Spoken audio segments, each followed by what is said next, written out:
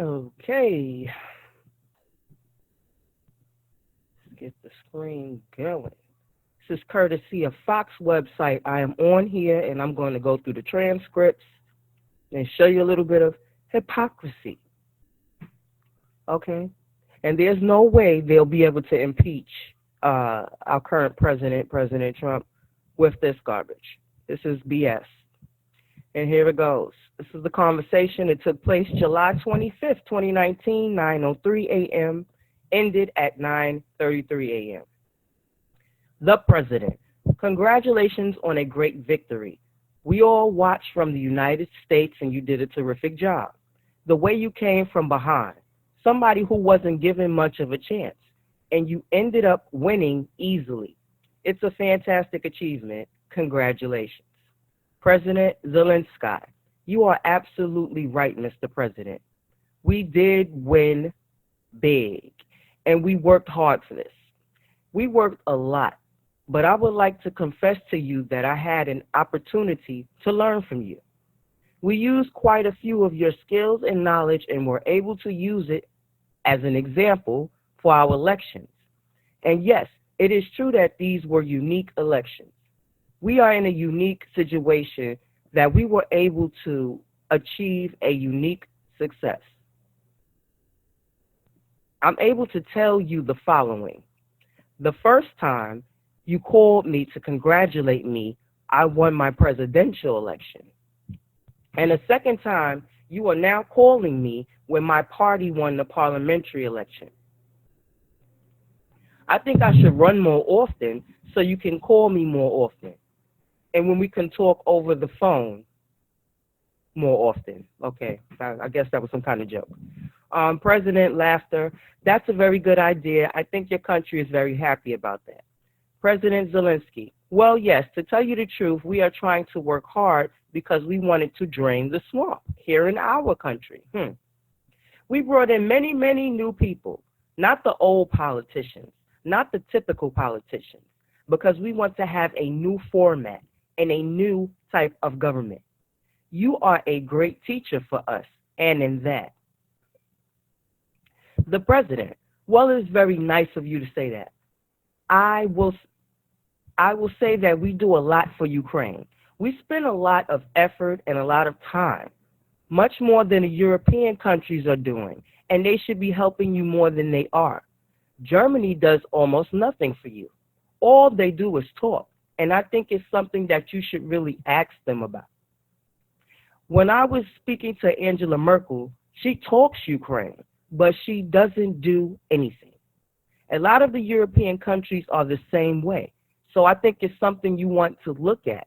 But the United States has been very, very good to Ukraine.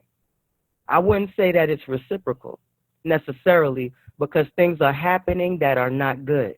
But the United States has been very, very good to Ukraine.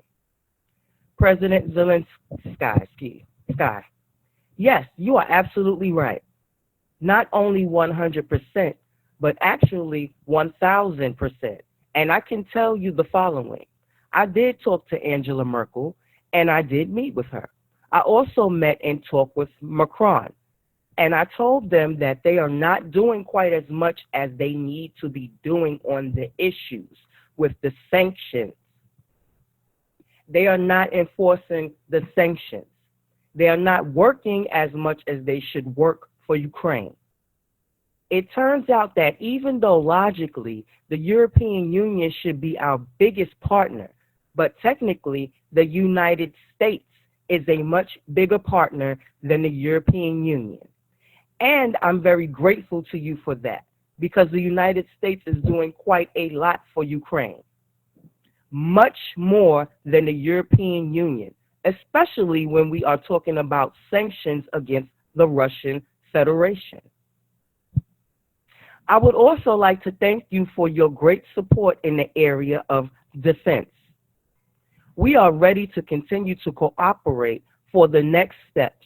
Specifically, we are almost ready to buy more javelins from the United States for defense purposes. The President, I would like you to do us a favor though, because our country has been through a lot. and Ukraine knows a lot about it. I would like you to find out what happened with this whole situation with Ukraine. They say CrowdStrike. I guess you have one of your wealthy people, the server. They say Ukraine has it. There are a lot of things that went on, the whole situation. I think you're surrounding yourself with some of the same people. I would like to have the Attorney General call you or your people, and I would like you to get to the bottom of it. As you saw yesterday, that whole nonsense ended with a very poor performance by a man named Robert Mueller, an incompetent performance. But they say a lot of it started with Ukraine. Whatever you can do, it's very important that you do it, if that's possible.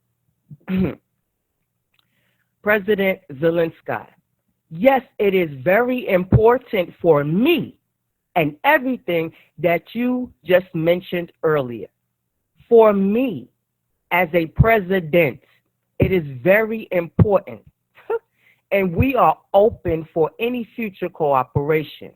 We are ready to open a new page on cooperation in relations between the United States and Ukraine for that purpose. I just recalled our ambassador from the United States, and he will be replaced by a very competent and very experienced ambassador who will work hard on making sure that our two nations are getting closer. I would also like and hope to see him having your trust and your confidence and have personal relations with you so we can cooperate even more so. I will personally tell you that one of my assistants spoke with Mr. Giuliani just recently, and we are hoping very much that Mr. Giuliani will be able to travel to Ukraine, and we will meet once he comes to Ukraine. I just wanted to assure you once again that you have nobody but friends around us. I will make sure that I surround myself with the best and most experienced people. I also wanted to tell you that we are friends. We are great friends. And you, Mr. President, have friends in our country. So we can continue our strategic partnership. I also plan to surround myself with great people. And in addition to that investigation, I guarantee, as the president of Ukraine, that all the investigations will be done openly and candidly. That I can assure you. The president, good, because I heard you had a prosecutor who was very good, and he was, I'm sorry, he was very good, and he was shut down, and that's really unfair. A lot of people are talking about that, the way they shut your very good prosecutor down, and you had some very bad people involved. Mr. Giuliani is highly respected man. He was the mayor of New York City, a great mayor, and I would like him to call you. I will ask him to call you along with the Attorney General. Rudy very much knows what's happening, and he is a very capable guy. If you could speak to him, that would be great. The former ambassador from the United States, the woman was bad news. And the people she was dealing with in the Ukraine were bad news. So I just want to let you know that. The other thing, there's a lot of talk about Biden's son, that Biden stopped the prosecution, and a lot of people want to find out about that.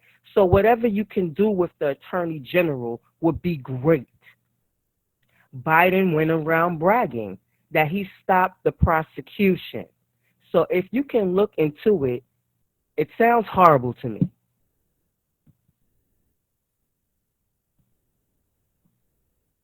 President Zelensky, I wanted to tell you about the prosecutor. First of all, I understand and I'm knowledgeable about the situation. Since we have won the absolute majority in our parliament, the next prosecutor general will be 100% my person, my candidate, who will be approved by the Parliament and will start as a new prosecutor in September. He or she will look into the situation specifically to the company that you mentioned in this issue. The issue of the investigation of the case is actually the issue of making sure to restore the honesty. So we will take care of that and we'll work on the investigation of that case. On top of that, I would kindly ask you if you have any additional information that you can provide to us. It would be very helpful for the investigation to make sure that we administer justice in our country with regard to the ambassador to the United States from the Ukraine. As far as I recall, her name was Ayanovich.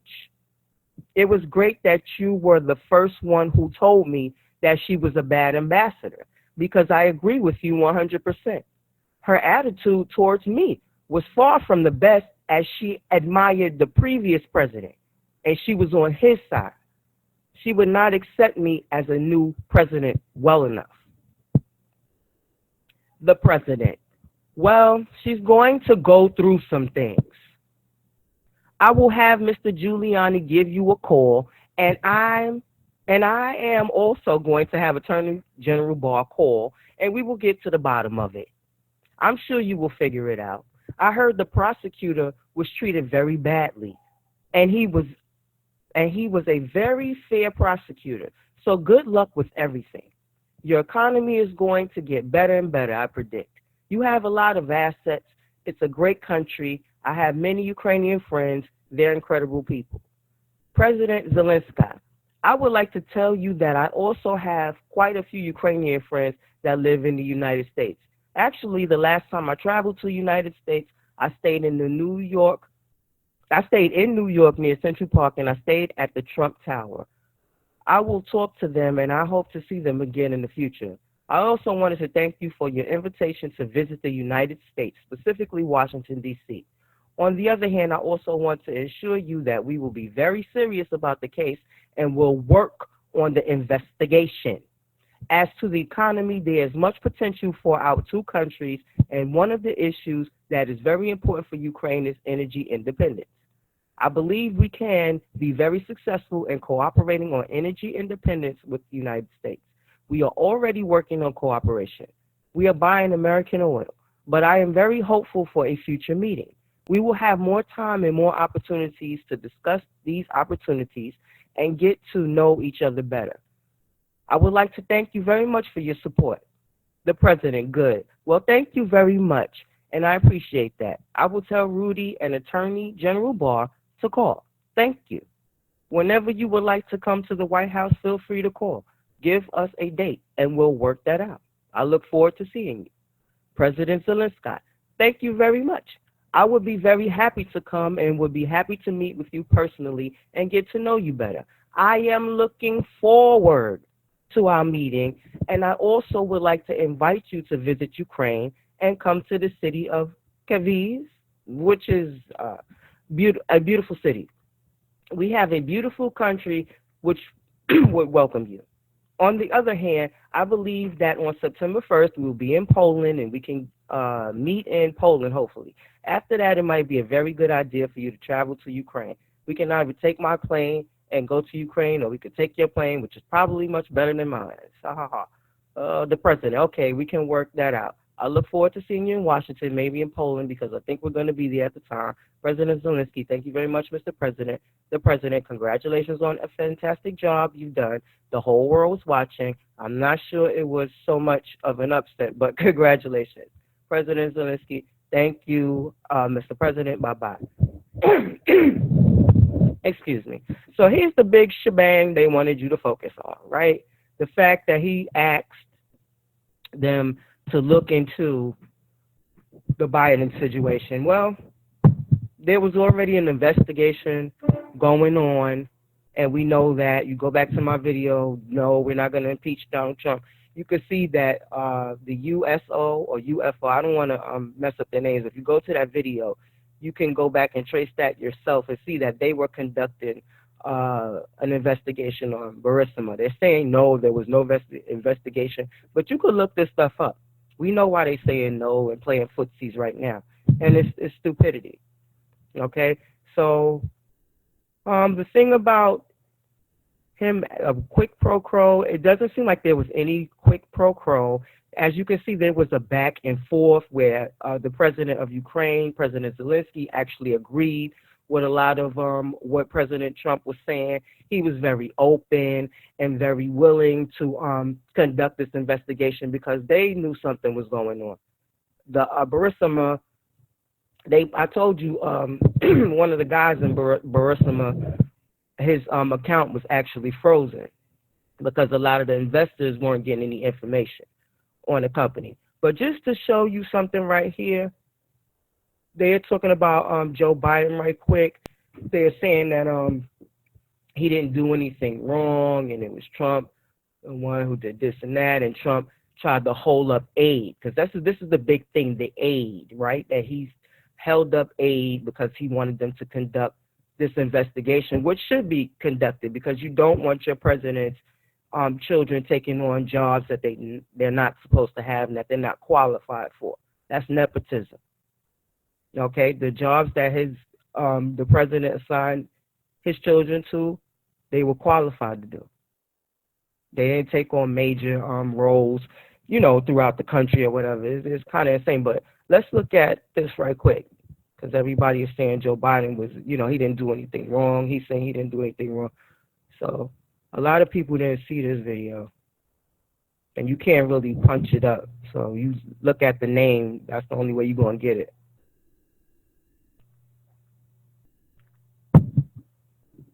And I hope this is the right video, too. Probably. Yeah, I had this sucker on hold. He says it himself. He openly admits what he did. And this is right around that time frame when things were going on with his son. Right, well, I just want to put one other issue on the floor before I get another question or two, which is Ukraine. This administration, unlike the administration you worked in, decided to provide limited defense articles to Ukraine. Do you think that was a wise decision? And more broadly, do you see any scope for any sort of a deal on eastern Ukraine?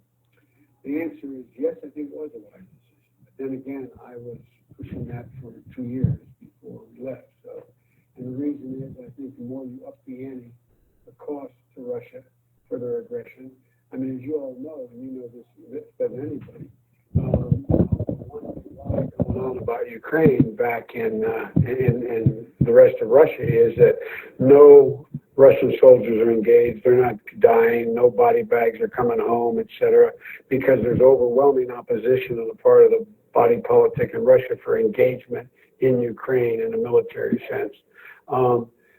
Do I think I think the Donbass has potential to be able to be solved, but it takes two things. One of those things is missing now, and that is I'm desperately concerned about the backsliding on the part of Kyiv in terms of corruption. They made, I'll give you one concrete example. I was, not but it just happened to be, that was the assignment I got. I got all the good ones. So I got Ukraine. And I remember going over convincing our team or others to convincing that we should be providing for loan guarantees. And I went over, I guess, the 12th, 13th time to Kyiv, and I was supposed to announce that there was another $1 billion loan guarantee. And I had gotten a commitment from Poroshenko and from Yatsenyuk that they would take action against the state prosecutor, and they didn't. So they said they were walking out the press conference. I said, no, I'm not going to, or we're not going to give you the $1 billion. They said, you have no authority. You're not the president. The president said. I said, call him. I said, I'm telling you, you're not getting $1 billion. I said, you're not getting $1 billion. I'm going to be leaving here. And I think it was, 6 hours. I said, I'm leaving in 6 hours. If the prosecutor's not fired, you're not getting the money. Oh, son of a bitch. Got fired. And they put in place someone who was solid. Okay, so that's all I wanted to pretty much bring up was that part right there. That's when they're saying that he had the prosecutor fired, and this is when in the transcript. So you see, our President Trump is saying that the prosecutor was treated very badly, Well, that's the prosecutor that um, everybody is talking about. So this this is an attempt at the Democrats by the Democrats to steal the presidency. Basically, it's no way. It's a lot of frustration with this here because this is garbage. This is the conversation. You see nothing in this conversation, and everything that they pull out after 500 pages. I'm frustrated because I read, through a lot of that stuff. Some pages I kind of skipped over, whatever, because it wasn't necessary. And a lot of it was redacted or whatever. But after that, here, having to go back and read more stuff, it's just frustrating, truth be told. I read a lot. I already have material that I need to be reading, and they just keep adding and adding on, with stupidity or whatever. But you have to go through this stuff so that you can have a clear understanding for yourself. Because it's not you're just left with their opinion, and that's why they're trying to shut YouTubers down. They want us to get the hell up out of here because we're explaining it, in layman's terms where people can understand, and they can formulate their own opinions. Whereas they just lead you. I can't lead you to anything. Only thing I could do is come up here and try to bring a little awareness about something, and you have to make it up, in your mind. But I'm gonna leave the link to this if I can in the description box. And if you think that the president should be impeached, you should have a damn good reason why he should be impeached. It shouldn't be anything that the Democrats are telling you because they keep giving you all of these false premises. Oh, he did this, he did that, these fake theories and all of this stuff that they're talking about stopping the spreading of misinformation, but they have been the most, prolific at it. But yeah, I don't really know what to say about this, but I just wanted to do my little fair share to bring awareness. I'm Ray Ray. I like to bring awareness through conversation in hopes that it sparks change. And I'm gone.